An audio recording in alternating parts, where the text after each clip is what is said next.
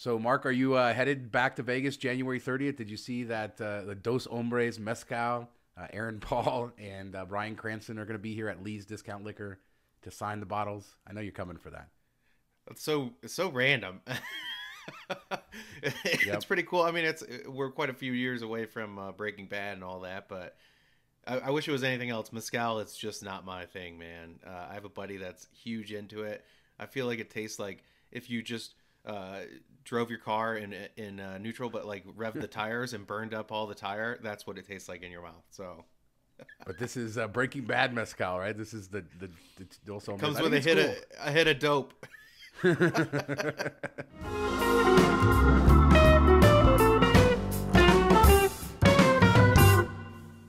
All right, let's talk about the big story of the week, and that's Adele canceling her residency. There's been all kinds of talk about it, things coming out. It started with her, I think, going on social media and making a video saying that COVID and supply issues really caused delays in her show and that she couldn't get the show to where it was. You know, Las Vegas being the rumor town that it is, you can't keep anything secret. That she was feuding with her set director, and that it all kind of fell apart over a lake, like a water effect. She was supposed to float on water, and she said it looked like a soggy pond when the effect was all done. This is She according should to page six. she should have just done her show at Le Rev, and then she would have been all set. All set. They got it all set up there. Yeah, I don't know if it was crocodile tears, a celeb fake crying wouldn't be surprising, but it does seem. I have a different theory. I think she saw how bad Carrie Underwood and Katy Perry did, that she's like, hey, let's push this back a bit. I don't need to be number three where my tickets don't sell so great and people don't show up, and the show better be, top tier, top notch, because of all the issues Vegas has had selling out. But that's just me. I mean, she does have a history of stage fright, of throwing up, of canceling shows. So there's not a there is a history of some issues here. I mean, she was going to make a ton of money for this, and Caesars spent a ton of money retrofitting the venue, millions of dollars apparently on the set. So there was also apparently a dispute, or according to page six, according to the rumors, that Caesars wanted her to have a 60-person choir back her up in certain songs, and she wanted to do it by herself. So it seems like there is creatively a lot of struggle here, back and forth. What what is with a venue wanting like a big choir? That seems like the opposite of the way it would go. Or you'd think they'd just be like, hey, you're Adele, hands off, you do what you do. So that seems kind of crazy that they would even get involved in that aspect of it. Yeah, I agree with you. I don't know. Clearly, there was a lot of battling going on behind the scenes. I'm sure COVID played a part too, because there was supply issues. I'm sure trying to build any multi-million dollar set, something state of the art, probably did run into some issues. So I'm sure that's true. But it seems like she caught everybody off guard by canceling this last minute. Caesars yeah, they spent so much money. They're not happy about it. Hopefully she'll be able to come back. I mean, this was supposed to be a 4-month residency on the weekend, so I mean, hopefully this isn't the end of it. Do you think that? Do you think this is it? That she just it's going to be like that time where Britney kind of showed up for the press conference and then never showed up again? I mean, the lawsuits would be so astronomically high. I can't see her walking away from this just because of the financial aspect of it. Caesars would come at her with everything they got, and I feel really bad for the fans and stuff that bought the tickets. Had flown out to Vegas, booked hotels, with all this planned, and there's no recourse for them. They can't. I guess they could cancel last minute, but it actually came out the day before, so some of them were already in town. Other ones you cancel, you get a voucher, but that's not great, to use in future travel. So I feel really bad for them. Hopefully it didn't affect them too much. They were able to do something else if they're already in town, or have some fun. It was playoff weekend, so maybe they bet on some football games. I don't know. I saw a TikTok of a girl who had tickets to a concert a couple years ago that Adele had to cancel. Then she flew, I think, in early 2020 to London to see Adele, and Adele canceled that show. And then she was in Vegas for the show this weekend that got canceled right before. So she's like the kiss of death. The places she's going for concerts, so people know not to buy tickets. That's how it should work. Yeah, I mean, I want to know what everybody out there thinks, because I mean, I think she was supposed to make like $600,000 to $700,000 a show. It's a crazy amount of money that she's making. Is that enough to put on the show? Whether there's creative differences, what have you guys been hearing? Let us know in the comments what you think about the story, because it was national, big national story. Like everywhere I saw this covered, and apparently, like right after she made that video, she flew out of town to her boyfriend's house in L.A. So she got out of Vegas pretty quickly. So you wouldn't even stay to like correct whatever the issues were. You're like, deuces. I'll see you later.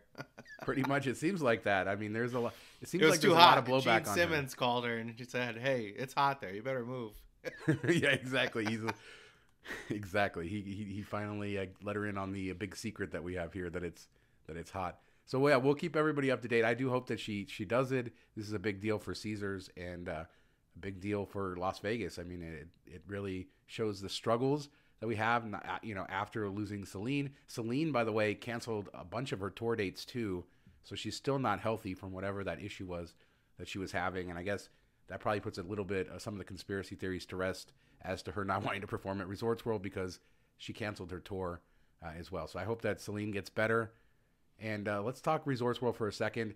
They finally announced this show called Glow, which is going to use all of the LEDs. We know that they have tons of LEDs. Glamorous ladies of wrestling, right? Yeah, exactly. Yes, the Glow show will feature 10 unique shows with 5 interstitial visuals displayed across Resorts World's distinctive LED surfaces, ranging from the 100,000 square foot West Tower to the iconic 50-foot globe inside. So even the inside globe will be part of this. It says it'll transport guests to extraordinary destinations, including a bioluminescent ocean, a synthwave cityscape, a feline-led psychedelic trip into space. That sounds fun. A surrealist dance stage in a shimmering emerald jungle. I mean, it's good to see that they're using the technology to put some sort of show together on the outside. I'm interested to see what it looks like. They're beating the Death Star to the punch, I guess. Exactly. Yeah, exactly. Yeah, MGM, they're taking the thunder from the MGM Sphere. Yeah, I think it'll be kind of neat. I imagine it'll be something similar to like Fremont Street Experience, but like broadcasted across building sides and all that stuff. So maybe it won't be as immersive as standing under it, looking up in that type of thing. But I think it'll be pretty cool and something you can see from like everywhere. So, even if you're not at Resorts World, you probably get a little bit of the show, which will be kind of neat. I'm interested to see how it plays out. It's the Times Square of Vegas, so we gotta use it. So we'll see what it all looks like. It sounds cool, but I don't know. I wonder, like, the Sphere inside, how does that play a role? Like, if you're watching it outside, you're not going to see inside. I guess if you're walking through the mall area, you get a little bit of it. I don't know. Yeah, I think it's just probably a way for them to bring the show inside, so to have it in multiple places. I don't think you'll be able to see it all at once from any one single place.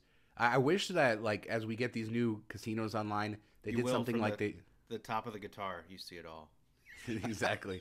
But what they should do with these new buildings is like they have in Hong Kong, where they have this light show every night that all the buildings are sort of coordinated. That would be cool down the line as we open new casinos if there was some sort of there probably never will be, but that would be a cool thing. But it's good to see them doing it, and they already have the tech there, so it's something at least unique to Vegas. Maybe not unique in a TV show, but it's unique in that we don't have anything kind of coordinated in that way. And now the other Resorts World news was they lost their vice president of marketing. She resigned, and they said that there's going to be a big. They're reevaluating their marketing strategy. We know the casino hasn't been doing well. The hotel hasn't been doing all that well. So clearly they're going to pivot their marketing strategy in some way. Obviously she resigned, but probably the writing was on the wall there. Their CEO says that they're going to reevaluate their marketing team. So, we'll see how it works out.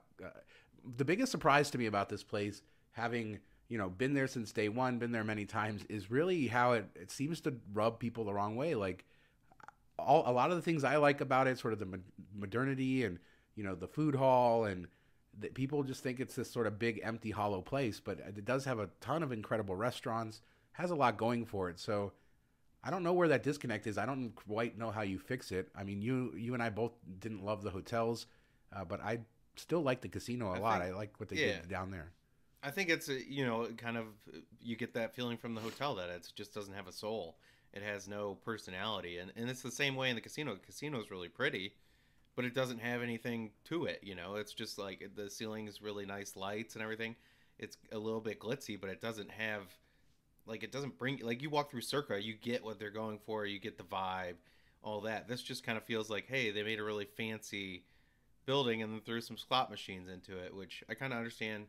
The restaurants look really cool. I haven't eaten at most of them, but all the reviews are the food's really good, but you just don't get that immersive atmosphere that you do at some other places. So I think that's where they missed the mark. And part of this is, this is kind of like early stages of Vegas breaking away from theming, and maybe people are missing the theming.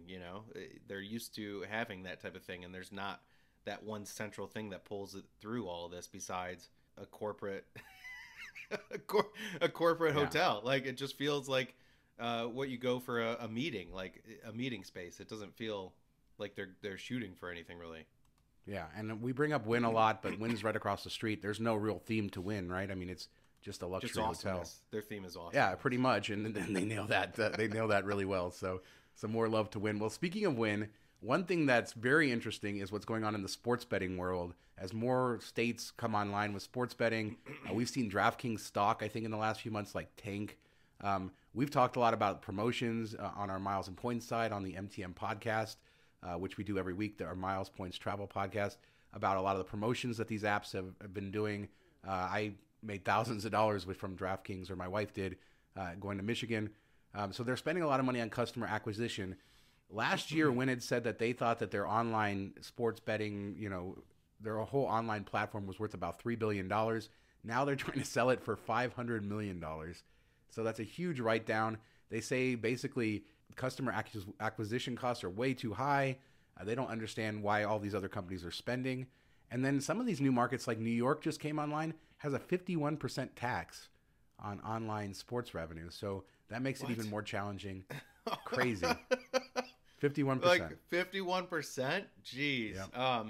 Yeah, I mean, you see it, especially early on when Michigan first launched. The promotions were huge, and even once you were in, like, inside DraftKings, they were giving you a lot of free plays and stuff like that. And you see it kind of starting to dry up a bit, and they're probably moving that money to the new market, like in New York and stuff. But the promos they roll out, they're spending thousands and thousands of dollars to get people on board. And there's people that just hop through these apps and take advantage, and then will do small bets here and there after. So they spend a lot of money to try to hook some big gamblers, but a lot of them probably aren't. So, I can see where that's an issue. I think it will find its level in a couple years where there won't be such rich promos. Like, there will be stuff here like beat the spread, bet $50, and every time 100 people bet, it goes up a point. So, like, the spread will go up to like 120 points. Well, nobody's going to lose by that much. So they're basically just giving everyone $50. Stuff like that's kind of crazy when you think about it. And they're doing this all over the place. So I think in a couple years when they find their equilibrium, it'll be a profitable venture for sure. I mean, it's gambling. There's not a ton of overhead. You don't have people standing at tables and stuff like that. It's a lot of, computer run stuff. So I think they'll figure that out, but I can understand right now it's probably a loss leader for sure. Yeah, and Wynn just doesn't want anything to do with it. It seems like Matt Maddox, their CEO, says the market really is not sustainable right now. That's what he said. So it'll be interesting to watch how these other bigger companies like DraftKings are affected long term. But it seems like, it's full steam ahead for a lot of these companies. But a big drop, $3 billion down to now they're trying to dump it for $500 million. So some other news, Las Vegas, we're still waiting for, news that the A's are going to officially stay in Oakland, which it seems like that's probably going to happen because they have a pretty good stadium plan there. But and no NBA announcement or anything yet, but Major League Soccer basically announced that Las Vegas will be its 30th market, that they're kind of partnering with two billionaires who own a Premier League team and who have some ownership in the NBA, I think. So some good experience. They're going to start looking for stadium sites, for practice facility sites. We're getting MLS here in Vegas, it seems like. I mean, it's cool that it's owners that at least have a history of this. I know they only bought the Premier team a couple years ago, like 3-4 years ago, but at least they have some experience in it. I'm just surprised. I don't know a lot about MLS, but I wouldn't think it would be a big moneymaker that you'd be looking to expand. I feel like it's kind of just getting along, but not, it's not like an NFL where it's printing money. So, expanse is always interesting, but I'm just, the economic side of things, I'm kind of surprised. Vegas, I hope they have a lot of night games, or they put a roof on that stadium. I know you guys have the popular minor league soccer team. Is it pretty much all night games for that? I think mostly night games, yeah, and that's at the Cashman Field in downtown. It's the converted old AAA baseball stadium, which they've done there. Yeah, I mean, MLS has become more and more popular, I think, as soccer becomes more popular in the United States, and I think a lot of those franchises are doing pretty well. I remember when we were in D.C. a couple years ago, we did the national stadium tour, but the MLS stadium was just down the way, and finding that there's a huge fandom there in certain cities. So we'll see how it goes. There's a huge Hispanic population here too, which they tend to like soccer a lot more. From countries where soccer is king as far as sports goes. So it's good. I mean, the stadium needs to get one of those USA Mexico friendly games, and it would probably go crazy. Yeah. So I mean, another potential venue coming. So we'll see how this all works out. But I mean, MLS basically said the franchise is Las Vegas. I think they beat out Phoenix and a couple other markets. So Vegas is the hot market. Everybody wants a team in, and we'll see how that goes. Meanwhile, in Henderson, the Dollar Loan Center, which I featured on the construction updates, is getting close to opening. And so that the Henderson Silver Knights, our minor league hockey team, and our arena football team, the Nighthawks, I think is what they're called, are going to be starting to play there in the next couple months. So minor league sports, major league sports, Vegas has definitely turned into a crazy sports town. And I don't know, it's fun to see. They messed up on the arena football team. They should have been the Bronze Knights, and then you guys just had them all in a row. Just keep the color going. All right, so we talked about Open Table's top restaurants a few weeks ago, and now Yelp has come out with their top 100 restaurants.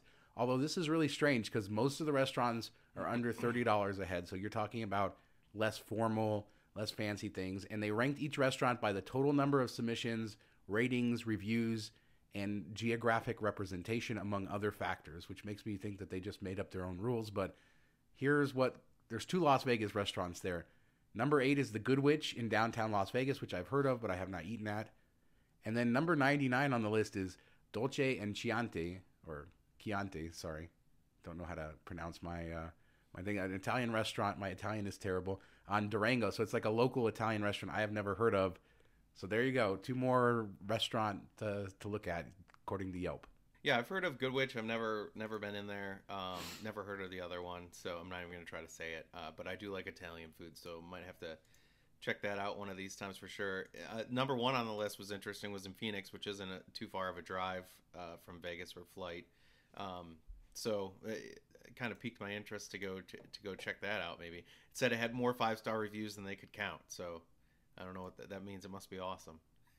Yeah, I mean, that's how I kind of do my Yelp when I'm traveling. I do use Yelp, but I know that there's fake reviews. So I'm very weary of like a newer business that has sort of a bunch of similar reviews that are new. But if a business has been around a long time and has a really good rating with, hundreds or thousands of reviews, then I tend to trust that a little bit better. So I do use Yelp quite a bit and think it's a good resource. Although, like I said, if it's a restaurant that has like 10 reviews, I'm not trusting those initial reviews at all. But yeah, I love when it's got like 10 reviews, but the photos of the food look awful. Like, looks like it came out of a freezer and they just nuked it, and you're like, no, that's not legit. Yeah, run away. I don't trust like the ratings in Uber Eats or any of those apps because they don't give you enough information. But I do think Yelp, if you know how to use it right, that's similar with like travel reviews with like TripAdvisor and stuff like that. I will use that for a hotel, but I'm very weary about how I use it in very specific ways. I don't just go there and say, oh, it has a 4.5 rating. That means that it's great. So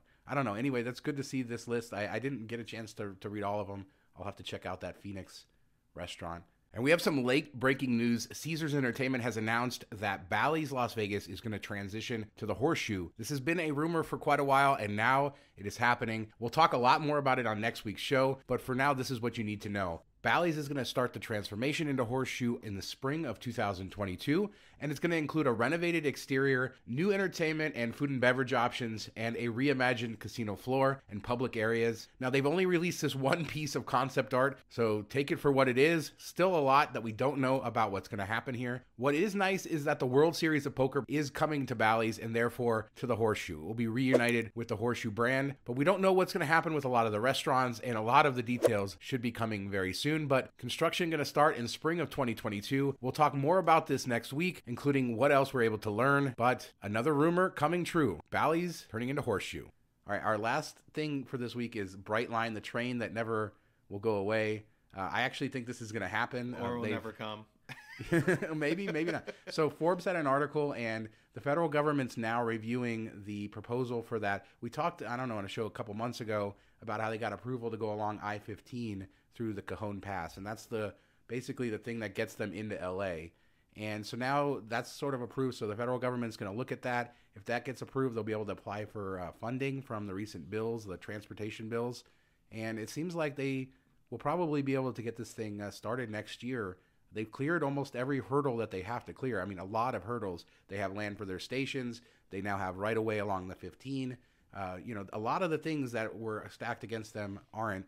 Now, will it be economically viable? I don't know, but if this is built the way that they say, you'll be able to board a commuter train in Union Station in downtown LA, switch trains in Rancho Cucamonga, and then get to Vegas, and it'll be about 3.5 hours, which is a little bit quicker than driving, or about the same. But of course, you don't have those traffic issues. Cool. People get to say Rancho Cucamonga now.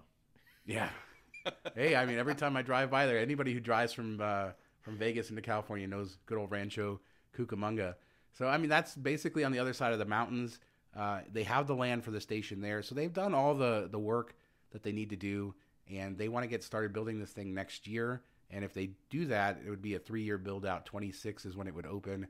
And, there are different parts of it. The train's going to go up to 200 miles an hour depending on the area. The way they're saving money is they're building it at ground level along the corridor of the 15. So, there's going to be curves. There's going to be parts where it slows down, and that's why we're looking at 3.5 hours total. But that's from downtown LA all the way to Vegas. People always complain that it was a train to nowhere, and it seems like they'll be able to connect it all up with between the commuter train and everything else they're able to build. That's a big part. Like before, when it was ending, like 30 minutes outside of LA, I was like, what's really the point here? You still got to fight through that first 30 minutes from LA to outside LA is the hardest part sometimes.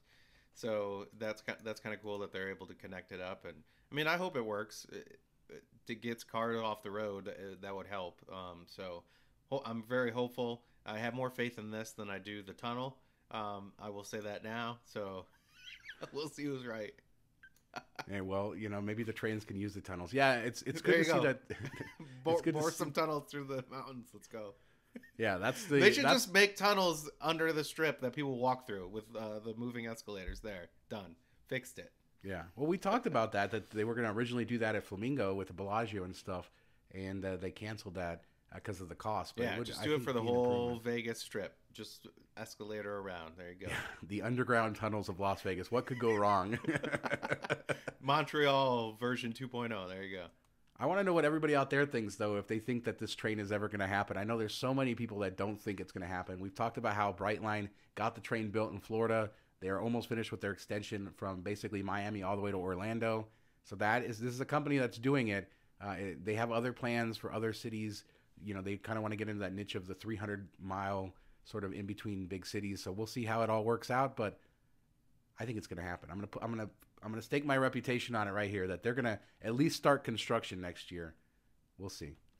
But let us know what you think about this, about Major League Soccer coming to Vegas, about Adele canceling her residency.